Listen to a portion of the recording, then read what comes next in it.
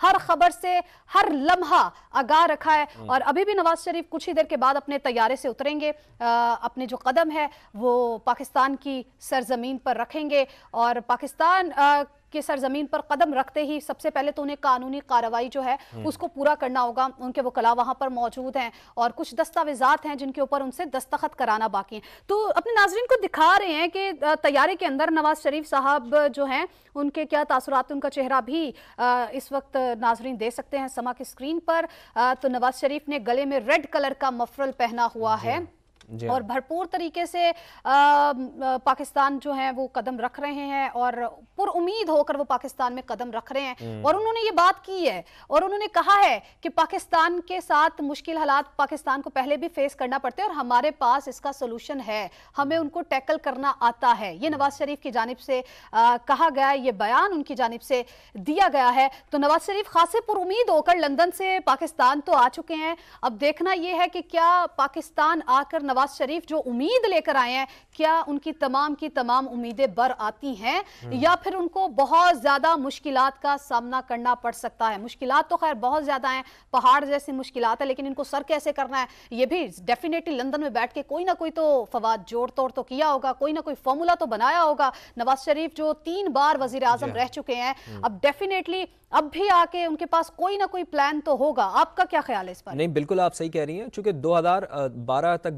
जब Pakistan peoples party की हुकूमत थी और 2013 में जब इंतखाबात हुए तो उस वक्त भी हालात कुछ मुख्तलिफ नहीं थे। ज़र मुबादला के ज़खायर बिल्कुल कम हो गए थे, महंगाई बहुत ज़्यादा बढ़ गई थी, पेट्रोल और डीजल की कीमतें बढ़ी हुई थी, बिजली जो है उसकी लोड शेडिंग 14-14, 16-16, 18-18 घंटे लोड शेडिंग होती थी।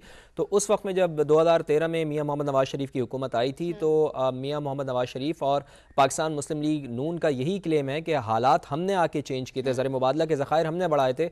तो 2018 तक जो है वो हुकूमत की थी मुस्लिम लीग नून ने, लेकिन 2017 में जब मियाँ मोहम्मद नवाज शरीफ को एवनफील्ड और अल अज़ीज़िया रेफरेंस में सज़ा सुनाई गई थी तो उसके बाद से जो हालात हमने देखे कि तब्दील होते हुए दिखाई दिए। और आज उनका जिक्र भी मियाँ मोहम्मद नवाज शरीफ ने किया कि 2017 के लिहाज से पाकिस्तान बहुत पीछे चला गया है। समा के नुमाइंदा खुसूसी आसिम नसीर हमारे साथ मौजूद हैं। आसिम साहब, क्या माहौल है इस वक्त मियाँ मोहम्मद नवाज शरीफ के तैयारे में और कितनी देर है कि मियाँ मोहम्मद नवाज शरीफ अब इस तैयारे से उतरेंगे? देखिए, अभी इरफान सदीकी साहब से जो गुफ्तगू हुई तो उन्होंने यही बताया कि 20 से 25 मिनट जो है वो लगेंगे। लेकिन मैं आपको बताऊं कि अगर ये नवाज शरीफ की यहाँ पे कोई इमिग्रेशन के कुछ अगर टेक्निकल इश्यूज है या उनके कानूनी जो तकाजे पूरे करने हैं तो कम से कम उसे 1 घंटा तो लग जाएगा। ताहम इरफान सदीकी साहब जो है इस वक्त वो मीडिया को उन्होंने अपना आगाह यही किया है कि नवाज शरीफ वापस आएंगे, तब तक तमाम मुसाफिर जो है वो रहेंगे। इस वक्त हमें भी इरफान सदीकी साहब की जो मीडिया टॉक स्टार्ट हो रही है तो हमें यही कहा जा रहा है कि कुछ देर के लिए तमाम रिपोर्टर जो रिपोर्ट कर रहे हैं वो प्रमोट हो जाए। तो ये अगली आवाज आप सुनेंगे, मैं अपने नाज़रीन को बताऊं, वो इरफान सदीकी साहब की होगी। जी, बेहतर। ठीक है, चूंकि आसिम नसीर जो है वो हमें लम्हा ब लम्हा वहाँ पर तैयारी में क्या सिचुएशन है, ये इस्लामाबाद में क्या सिचुएशन बन रही है उस हवाले से हमें आगाह कर रहे हैं। तो किरण नाज साहब भी हमारे साथ मौजूद हैं, अबसार आलम साहब भी हमारे साथ मौजूद हैं, मुनीफ फारूक भी हमारे साथ मौजूद है। अपने पैनल की तरफ आते हैं वापस। अच्छा अबसार आलम साहब, सबसे पहले तो सिर मैं आपकी तरफ आऊँगी। अबसार आलम साहब, अब चूंकि हम लोग गुफ्तगू का सिलसिला वहीं से शुरू करते हैं, मियाँ नवाज शरीफ साहब 4 साल के बाद वतन वापस आ चुके हैं, कुछ ही देर में वो पाकिस्तान की सरजमीन पर कदम भी रखने वाले हैं, उनका तैयारा लैंड कर चुका है। अब चूंकि हम बात कर रहे थे चैलेंजेस के हवाले से, 3 बड़े अहम चैलेंजेस नवाज शरीफ को दरपेश हैं। सियासी अदम इस्तेहकाम को खत्म करना, पोलराइजेशन को खत्म करना, दूसरे नंबर पर अपना बयानिया जनरेट करना, क्या बयानिया होगा, पुरकशिश बयानिया बनाना बहुत जरूरी है, और तीसरे नंबर पर वोट बैंक को फिर से जोड़ना और वोटर्स को चार्ज करना। सबसे पहले आपको क्या लगता है अबसार साहब, इनमें से सबसे अहम और सबसे अहम चीज या फोकस्ड जिसको हम कहें वो किस पर होगा नवाज शरीफ साहब का? कनीज़ फातिमा, मैं आपके सवाल का जवाब देने से पहले थोड़ी सी बात और करना चाहता हूँ, फिर मैं आपके सवाल का जवाब भी दूंगा।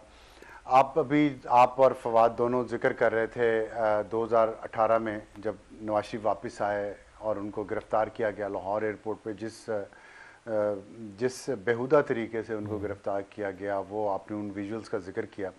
मैं उससे पहले भी कुछ फिल्म मेरे दिमाग में चल रही थी कि 2007 में नवाज शरीफ लंदन से आए थे, इस्लामाबाद एयरपोर्ट पे आए थे। उस वक्त परवेज़ मुशर्रफ की हुकूमत थी और उन्हें वहीं से पकड़ के एक और जहाज में बिठा के दोबारा जद्दा वापस भिजवा दिया गया, जिस पे 4 महीने बाद वो फिर दोबारा जद्दा से फिर वो लाहौर पहुंचे और वो दूसरी दफ़ा उनका था। फिर ये तीसरी दफ़ा 2018 में आए, आज वो चौथी दफ़ा पाकिस्तान वापस आए हैं। तो मुझे एक अफसोस भी हो रहा था कि किस तरह का हमने इस मुल्क को बना दिया है, जिसमें उसके मुंतखब वज़राए आज़म को किसी को फांसी चढ़ा दिया जाता है, किसी को जिला वतन बार बार किया जाता है, किसी को जेल में डाल दिया जाता है, और सिर्फ इस वजह से कि अवाम का जो वोट है, अवाम की जो राय है, उसकी तौहीन की जाती है, उसकी कदर नहीं की जाती।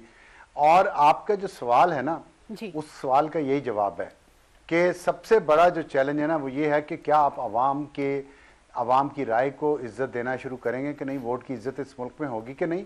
क्योंकि देखें, बहुत पढ़े लिखे लोग हैं हमारे मुल्क में और बहुत तजर्बाकार हैं, अक्ले कुल हैं बल्कि, लेकिन हमने भी दुनिया में की बहुत अच्छी अच्छी यूनिवर्सिटीज़ में पढ़ा हुआ है, हमने भी दुनिया देखी हुई है, और जो हमारे दीन की तालीम है उसमें जो खल्क़े खुदा होती है ना, राज उसी का होता है। और हजूर सल्लल्लाहु अलैहि वसल्लम भी जब कोई काम करते थे बड़ा तो वो मशवरा करते थे दूसरों से, वो अपने आप को नौज़ बिल्लाह, हालांकि वो अक्ले कुल थे हैं, लेकिन उन्होंने कभी अपने आप को अक्ले कुल नहीं समझा। यहाँ पे तो कोई बंदा भी, छोटा बंदा बड़े ओहदे पे पहुंच जाए, वो अपने आप को अक्ले कुल समझ के तमाम दूसरों की राय को तौहीन अमेज़ अंदाज से रौन देता है, जिसकी वजह से आज हम इस हालत में हैं। जिन चैलेंजेस का आपने जिक्र किया, उन चैलेंजेस को फेस करने की वजह यह है कि हमारे यहाँ चंद लोग बैठ के किसी डार्क कमरे में ये डिसाइड करते हैं कि हमारे घर वालों को ये चीज़ चाहिए तो हम इस मुल्क की काया उलट पुलट कर दें। तो अफसोसनाक सूरत हाल है उस पर। और सबसे पहले जो चैलेंजेस जितने भी आपने गिनवाए हैं, उसमें सबसे बड़ा चैलेंज जो है ना वो मईशत का है, क्योंकि इस वक्त पाकिस्तान की मुआशी हालत बहुत ख़राब हो चुकी है, और अगर हमारे पास घर में दाने नहीं होंगे ना तो हम कुछ भी नहीं कर सकेंगे, और उसके लिए सियासी इस्तेहकाम होना बहुत ज़रूरी है। और मैं आपको बताऊं, दोनों चीज़ें, अगर मईशत ठीक होना शुरू हुई और सियासी इस्तेहकाम रहा तो नवाज शरीफ को कोई बयानियां बनाने की जरूरत नहीं पड़ेगी। सच से बड़ा बयानिया कोई नहीं होता। जब लोगों के घर तक खुशहाली पहुंचेगी, रोजगार के मौके मुहैया होंगे, उनके बच्चे स्कूल जाएंगे और किसी बम धमाके में मारे नहीं जाएंगे, अमन अमान होगा इस मुल्क में, बिजली आ रही होगी, कारखाने चल रहे होंगे, तो यकीन करें किसी बयाने की जरूरत नहीं पड़ेगी। लेकिन उससे पहले माजरत के साथ मैं कतई कलामी कर रही हूँ अफसार साहब, माजरत के साथ, लेकिन उससे पहले इक्तदार में आना बहुत जरूरी है। जब तक इक्तदार में नहीं आएंगे तब तक वो साबित नहीं कर पाएंगे, लेकिन इक्तदार में आने के लिए तो बयानियां बनाना पड़ेगा, लोगों को इकट्ठा करना पड़ेगा, जोड़ तोड़ तो करनी पड़ेगी, अपने वोटर बैंक्स को दोबारा से चार्ज तो करना पड़ेगा।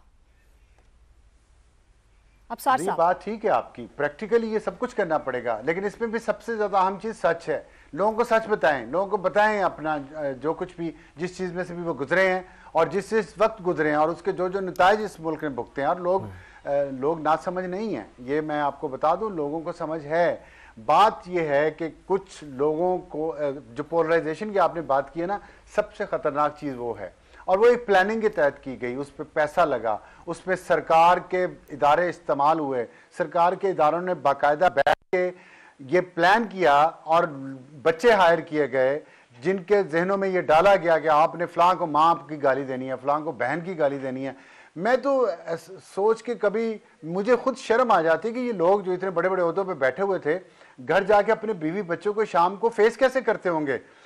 दूसरे के बच्चों को आप गालियां सिखाएं कि फलां को माँ बहन की गालियां दो, उन पे झूठा मार खाओ, उनकी इज्जतें उछाल दो, पगड़ियां उछाल दो, और रात को घर डाइनिंग टेबल पे बड़े फखर से बैठ के बताते होंगे आज हम कौम की खिदमत करके आए हैं। तो ये जो पोलराइजेशन है ना, इसको ये असल कैंसर इस मुल्क में वो पोलराइजेशन है जो बहुत जड़ों में बैठ गई है। लेकिन उसके लिए टाइम लगेगा, और उसके लिए एक काम ये करना पड़ेगा कि जिन्होंने ये जहर भरा है उनको इबरत की मिसाल बनाई जाए, उन्हें तरक्कियां ना दी जाएं, उनको प्रोटेक्ट किया जाए। ये सोचना उन लोगों का काम है। मेरा काम है कि मीडिया में अगर किसी ने ऐसा किया तो क्या मैं उसको डिफेंड करूं, क्या मैं उसे प्रोटेक्ट करूं? अगर मैं ये करूंगा तो क्या मैं इस मुल्क के साथ, अपने आप के साथ, अपने ज़मीर के साथ मुखलिस होऊंगा? इसी तरह फौज के लोगों को, जुडिशरी के लोगों को, पार्लियामेंट के लोगों को ये सोचना चाहिए कि जिन लोगों ने जहर बोया है, नफरत बेची है इस मुल्क में, नौजवान नस्ल के जहनों में, सियासी इख्तलाफात कोई बुरी बात नहीं है, होना चाहिए, डिफरेंस ऑफ ओपिनियन बहुत अच्छी बात है, लेकिन नफरत और झूठ भर देना, क्या उनको प्रोटेक्ट करना चाहिए? सिर्फ इसलिए कि वो आपकी कम्युनिटी से ताल्लुक रखते हैं, वो ज्यादा इंपॉर्टेंट है कम्युनिटी या मुल्क ज्यादा इंपॉर्टेंट है? ये फैसला आज पूरी कौम कर ले।